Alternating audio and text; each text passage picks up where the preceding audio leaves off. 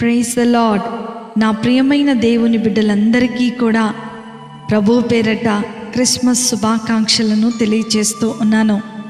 నేటి దినము యేసు ప్రభువారు ఈ లోకానికి వచ్చి మన జీవితంలో మనము అనుభవిస్తున్నటువంటి ప్రతి బానిసత్వము నుండి మనకు విడుదల కలిగించినటువంటి దినం.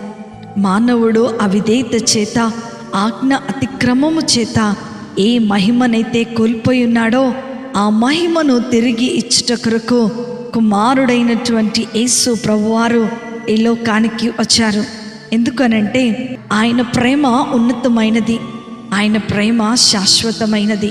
నిజమే, ఇది సంతోషించదగిన విషయమే. ఈ క్రిస్మస్లోని ప్రతి అంశము మీతో పంచుకోవాలని నేను ఆశపడుతూ ఉన్నాను. నా ప్రియమైన దేవుని బిడ్డలారా, ఎప్పుడైతే ఆదాము పాపము చేశాడో, మొదటి ఆదాము చేసినటువంటి ఆజ్ఞ అతిక్రమం అనేటువంటి పాపము దేవుడు అనుగ్రహించినటువంటి మహిమను కోల్పోయేటట్లుగా చేసింది. ప్రేమ కలిగినటువంటి తండ్రి మన జీవితంలో ఏదైతే కోల్పోయామో అది తిరిగి సంపాదించుకున్నట్టు కొరకు తన ప్రియ కుమారుడైనటువంటి యేసు ప్రభువారిని ఆయన భూమి మీదకు పంపించినట్లుగా మనం చూస్తూ ఉన్నాం. అదే కొలస్సీలకు రాసినటువంటి పత్రిక 1వ అధ్యాయము 15వ వచనంలో మనం చూచినట్లయితే, ఆయన అదృశ్య దేవుని స్వరూపమై సర్వ సృష్టికి ఆది సంభూతుడై ఉన్నాడు అని అంటున్నాడు. హల్లెలూయా. వాక్యమే దేవుడై ఉన్నాడు. నా ప్రియమైన దేవుని బిడ్డలారా, ఈ యొక్క క్రిస్మస్ దినము అంటే ఎన్కార్సినేషన్, అవతార పురుషుడిగా ఆయన భూమి మీదకు వచ్చాడు. క్రిస్మస్లోని ప్రతి సన్నివేశాన్ని, ప్రతి సందర్భాన్ని మనం ధ్యానం చేసుకుంటూ ఉన్నాం.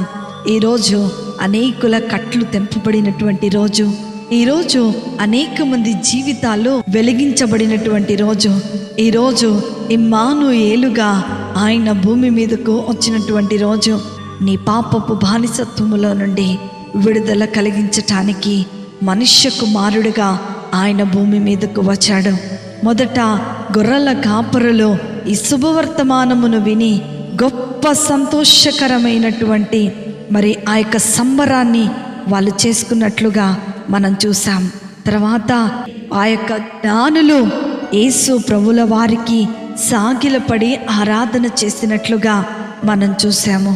నక్షత్రము వలె దేవుడు మనందరికీ ఒక చక్కటి పిలుపునిచ్చారు. రాబోవు తరముల వరకు మనం క్రీస్తు మార్గమును చూపే వారముగా ఉండాలని దేవుడు మనతో మాట్లాడి ఉన్నాడు. ప్రియమైన దేవుని బిడ్డలారా, నిజంగా క్రిస్మస్ అంటే సంతోషం, క్రిస్మస్ అంటే మార్పు, క్రిస్మస్ అంటే దేవునితో సహవాసం. నిర్ణయం తీసుకొని ప్రభు కొరకు నిలబడటానికి సిద్ధపడినట్లయితే పై చెప్పబడిన ప్రతి ఆశీర్వాదము ఈ ఉదయకాల సమయంలో నీ కొరకై. అందరికీ కూడా హ్యాపీ క్రిస్మస్, క్రిస్మస్ శుభాకాంక్షలు. దేవుడు మిమ్మలను దీవించునుగాక. ఆమేన్. ప్రార్థించుకుందాం. మమ్మల్ని మిక్కిలిగా ప్రేమించిన మా ప్రియ పరలోకపు తండ్రి యేసు స్వామి, మీకు ఉన్నతమైన శ్రేష్టమైన నామమును బట్టి మీకు వందనాలు.